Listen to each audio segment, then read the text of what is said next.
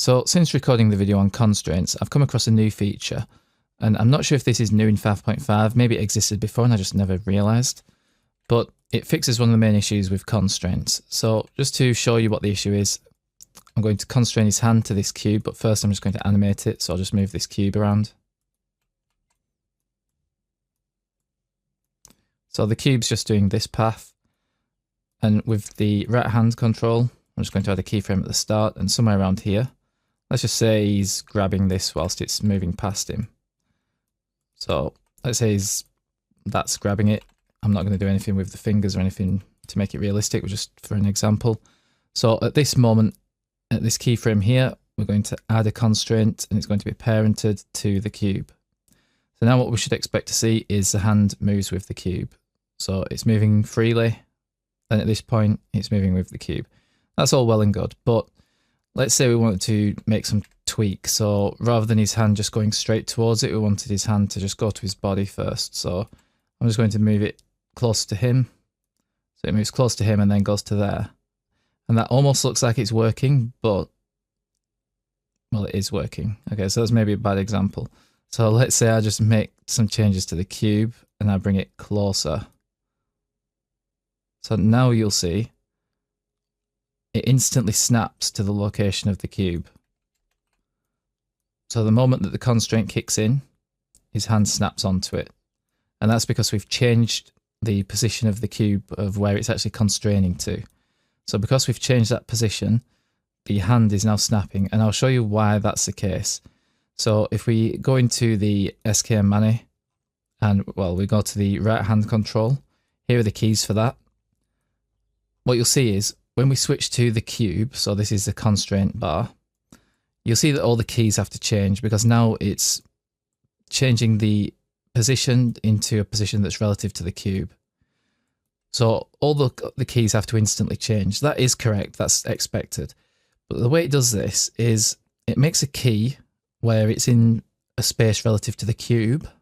So now you can see that it's not moving relative to the cube, all these curves are flat. So that's the location and the rotation.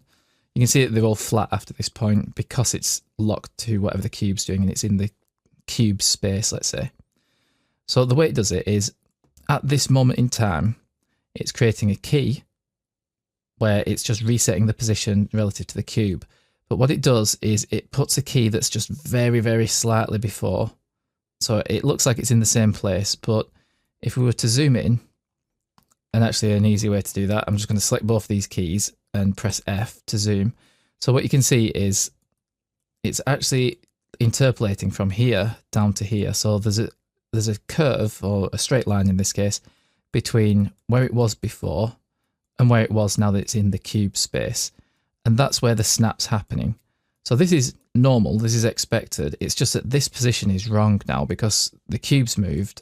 So this position, where it thinks that it's trying to use to snap to match up with this snapped position, is now wrong, it's outdated. So the fix to this, and this will come up a lot, I assure you, what you can do is just go to the time frame where the constraint has kicked in. In the constraints section here, you can right click on the actual constraint and you can do compensate keys. And when I click that, just look what happens to this. Well, it moved very, very slightly, but that slight move, I'll just zoom out. So what that slight move has done is it means that the hand comes in to the correct spot now and then it's constrained. So there's no snapping anymore. So what it's done is it's adjusted the sort of subframe key that was made basically in the identical spot to this, or just, you know, 0.0001 before this key. So what it's done is it adjusted that to make it so that there's no snap between where it is in the cube space and where it is just when it's in its regular parent space.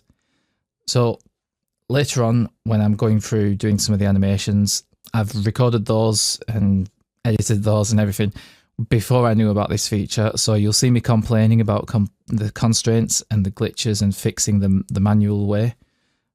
But I didn't realize that that feature was available. So just keep that in mind. So if you do come across the issue where you suddenly see, when you make something constrained and then you suddenly see a snap, that there is an easy fix to that. So just to remind you what we do, it actually seems to be working when I don't want it to be.